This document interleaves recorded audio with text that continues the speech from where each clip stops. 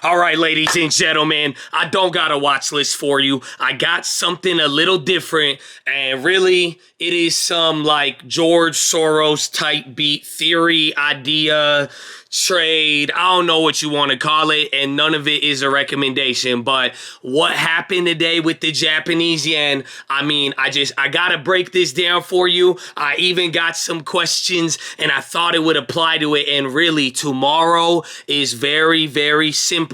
It does not matter if we gap up, gap down, if we go up, if we go down. There's gonna be a lot. But all that matters is 3,800 on the SPX. That is the 20% bear market. And whether or not we close above or defend it or whatever it may be, if we can't close above there, that is not going to be good. And those levels will be key. So we're going to talk about it. I will go over some of the plays. But this is going to be a little mini macro lesson. But like, bro, I'm even like standing up for this one. We really got to talk about the yen. So I hope you help. I hope this helps you. I hope you are able to learn from it. And, before you go, take it and then spread it everywhere. Just like the video, okay? And we'll see you on stream, baby. YouTube.com/the stock market. I'll see you there, okay? Run it, baby. Working to the couch, it's the 2020 election. Live in the hills, but I still get a spread. Started with a live, but I still reinvest it. Feel how I feel, then you feel like a blessing. I just want the lesson. I just want protection. I'm up and I'm down, but they sound like progression. Farmer never plans if he waits for perfection. Finger to the down. I wasn't even gonna do the intro. That's how hyped I am. But let's go. Key number one.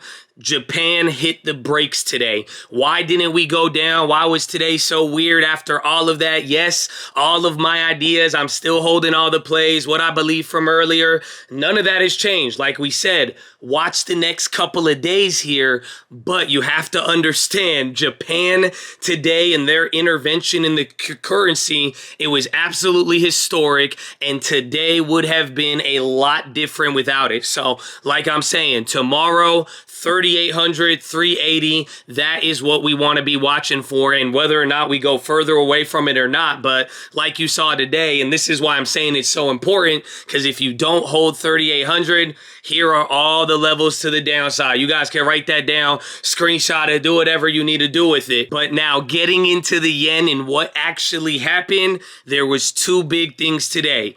It started around 9 p.m. Pacific time. That was the Bank of Japan. That was like their Jerome Powell FOMC. They said we are not raising rates, and they said that they plan to keep yield curve control, YCC. They said we plan to keep this policy for years and don't plan on changing it. Now, I'm going to share with you a little bit of the rundown, and we're going to talk about some things, but this isn't comprehensive. So we've talked about yield curve control, and there's some things you got to understand. This is a policy they've been doing for years now, where they pretty much sell or buy bonds to an unlimited quantity. They have no limit to pretty much keep their yield curve exactly how they want it to be. So again, this isn't comprehensive, but in short, we're going to talk about this. The whole idea is keeping this policy has been part responsible for why the yen has been weakening, okay? So keep that in mind. That was this morning, tonight, tomorrow, however you want to describe it. But then a couple hours later, the MOF, the Ministry of Finance, this is different than the BOJ, he came out and he said, yeah, we intervened on the currency markets the first time since 1998. What that means is that they literally went and they intervened with, the operations of their exchange rate, meaning they pretty much bought their own currency, but they actually stepped in. The government actually took an active force and intervened within financial markets. So that's why it's a big deal, even throughout all of this, even throughout all the yen weakening. Again, we've talked about this for a while. Last time I made a yen video, it was at 128, but from then until now, even with all of the weakening, which has been massive, already broken all of these historical time levels, they still never intervened. And again, the first time since 2022. So like we said, this is important because the yen has been weakening at a historic rate. If it gets any weaker, even this level in 1998, this is where the last time the United States actually helped out to make sure it was stable. Otherwise, it could just set into a whole new regime of problems. Again, all of the investments. There is a wide range of problems, but that's not what we're talking about here. The whole idea is 145 has a lot of historical significance, and you finally saw them react today. But now there was something you probably noticed. We got the news throughout the day. We announced it while we were trading live.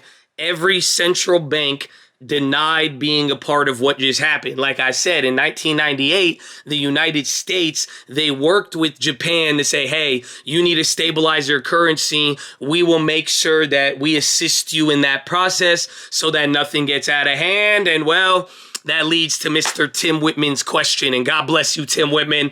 But he says, if Japan buys back the yen to strengthen it, but UUP, the dollar keeps going, the dollar keeps getting stronger, can the dollar basically get strong enough to undo the Japanese work in the yen and have it weaken again? And the answer is yes. And that is what we saw today. And that's why today was even crazy, because the yen was up 2%. Historical intervention. You've seen the markets. You see what we're coming off of. Again, I haven't even mentioned all of the other central bank actions we got today from the Europe or the UK and also the Swiss National Bank. But that's one thing you see here. Even though the yen weakened, the dollar still found a way to go green. But this is why in the past, like 1998 and throughout any other currency agreements, even beyond us in Japan, I mean, other countries do this as well. But when one of them wants to weaken or strengthen their currency, they usually make an agreement with another big country or trade partner to kind of keep a peg or to keep a ratio, because if the other partners or the other currencies go the opposite way, you can just undo everything. And now this is where everything starts to get good. I mean, it's crazy. I'm not even excited about this, honestly, but it's like, whoa, it's wild that you're living through this. Because like I'm saying, you saw it today and this was a big action, but you heard from these people, they said, no, we didn't help out. Swiss denied it. The Treasury said, no, we had nothing to do with it. We don't know what you're talking about. But this is what I want you to understand. If they said that they took no help, no other central bank, no other agreement with another country to stabilize and keep this there, pretty much that means they use their cash. They use their cash balance that they have, but when they run out of cash, this leads to the next problem, because then the only way they could support their currency would be to sell bonds. And then if they use all their cash and now Japan is resorted to selling a massive amount of bonds, whether it's theirs or United States, this would wreak total havoc on all of the global bonds. And like I have right here, this is a little fun fact. Even to use the cash today, they still had to contact the Treasury Department. That's like the check-in, the savings, and how it's set up. I mean, pretty much there was some level of advance notice when it's all said and done. And like I'm saying, though, and you got to think about it, today's yen intervention, the fact that they stepped in, even though the dollar still found a way to go up, and that's what's scary, and that's what you got to think about with all this. Everybody in the world was happy about this. Literally, this was the greatest thing that could have happened for any sort of market heading towards lows or just in this type of environment. But if you could get some sort of deflation in another big global currency and you don't have to do anything, oh man, that one could be pretty good for you right now. At the very least, it would have just brought the dollar down, and that would have been good enough for everybody. If again, you're like, well, what if another country just, no, the dollar, because if yen is stronger and brings down the dollar, everybody in the world is going to benefit off the weaker dollar at this point. But anyways, if you're not getting it, this is the whole crazy theory. This is where it gets nuts. But the whole idea is like over the next 6, 12, 18 months, I don't know the time frame, but we can monitor it all right now, is that simply if they keep needing to defend the Japanese yen, there's going to be a limit on their cash. Once they use the cash, they'll have to go into treasuries, and we don't know where things will be. We don't even know where the treasury market will be at that point, but the point is, if they have to and they stick with this policy